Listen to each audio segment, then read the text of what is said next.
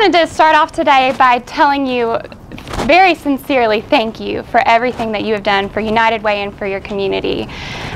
You heard earlier, sometimes there is some connectivity issues, and I realize that it's not quite fair that you're the investors and yet I'm the one that has the privilege of seeing what your dollars do. So it's really exciting for me to be here today to kind of share with you some of what you're doing for the community. It's an honor for me to go to work every day and to get to do the sort of things that I do, and so I'm very privileged to be here today. Just so you have a little bit of background about me, I've been with United Way now for about 2 years. I started out there as an AmeriCorps member, and I was there 1 week before Bill Farmer was, so I have some seniority on Bill. But as I started there, as my first job out of college, and I had a lot to learn, and one of the things that really struck me about United Way was that we were in a period of transition. For years and years, United Way has been known as a fundraising agency, and that's what many people still know us to be. But over the past several years, United Way has really transitioned into being an agency that's designed to make strategic and focused changes in the community, specifically in the areas of health, education, and income, or financial stability. These changes have been, I think, monumental to United Way and are really making a difference in the community. And Financial Stability Coordinator, my title, that's a fairly new title. That's something that I think reflects the changes that have been going on in United Way. You know, when we sat down and started talking about what it takes to make a difference in those three areas, what we realized is that if we are really sincere, if we really want to change this community, then doing what we've always done is not going to cut it anymore. We have to do more. That puts an imperative on us to go out and do rallies and to get more resources, but it also puts an imperative on us to reach out to additional resources and bring more things into this community. And so last year, one of our great successes, I think, is that we were able to secure a $1 million grant from the Department of Health and Human Services to fund a program called Back on Track. And Back on Track is a program that I have the honor to coordinate, and this is something that is new to our United Way. For years and years, we funded a lot of emergency services, and those are wonderful services. We continue to fund those services. But the truth of the matter is, if we want somebody to reach self-sufficiency, a food pantry may not be the best way to do that.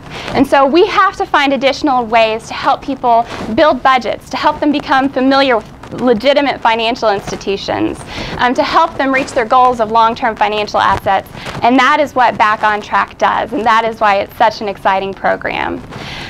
Back on Track is a matched savings program that's designed to combat poverty by building up long-term financial assets. So individuals in our program are saving for one of three long-term assets. They're either saving for home ownership, small business startup or expansion, or to continue their education. So every person in our program is working on one of those three things. The program works, there are individual development accounts, and I know Fifth Third has some experience with those, so you may be familiar with individual development accounts. But IDAs are matched savings, and that's probably the hallmark of our program.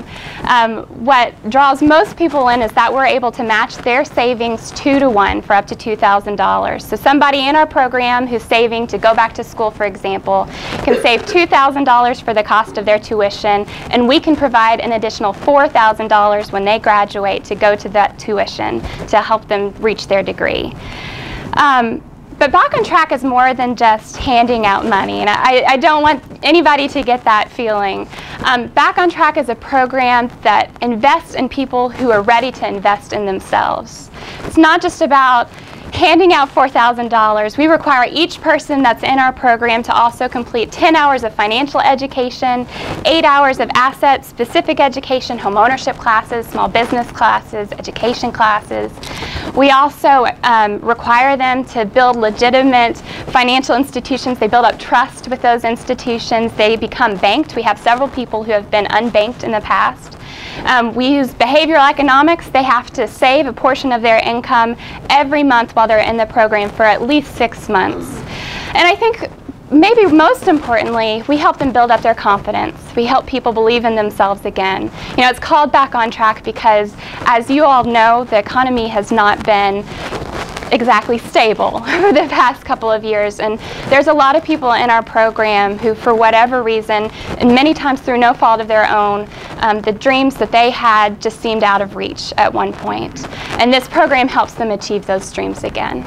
So I told you we received word that we got funding for this back in September. We started enrolling people in January, and I'm really pleased to say that in the past 7.5 months, we've enrolled 53 people in our program. And those 53 people to date, just in the past 7 months, have already saved $24,000 of their own money. I think that's extraordinary. And what I'm most excited about is, these are people, to be eligible for this program, there is an income guideline. So to give you kind of a feel for where these people are at, a single person can't make more than $21,780 to qualify for our program. These are not people with a lot of discretionary income, and yet each month they are making sacrifices because they're willing to invest in their future. And we're right behind them. We believe in them as well. As I said, we enrolled our first 2 people in January, and so the first 2 potential graduates, I met with them a couple of weeks ago. They've been in the program now for 6 months. And it's really wonderful to meet with those individuals. I wish you had the opportunity to meet with them yourself. But the first individual has surpassed his $2,000. He's got $3,500 sitting in the bank right now for his home, and he's currently looking for a home. The second individual is at his $2,000, and I remember him very clearly when we enrolled him in January, because he came in and he had just been through bankruptcy a few years ago, and he was feeling really down. And what he told me was that he wanted to learn how to budget and how to feel better about his future.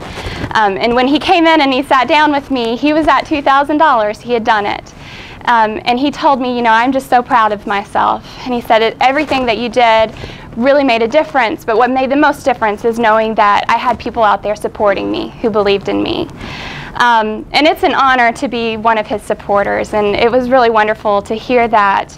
But he wasn't just referring to me. He was referring to all of you who invest in the community and therefore invest in him and believe in him.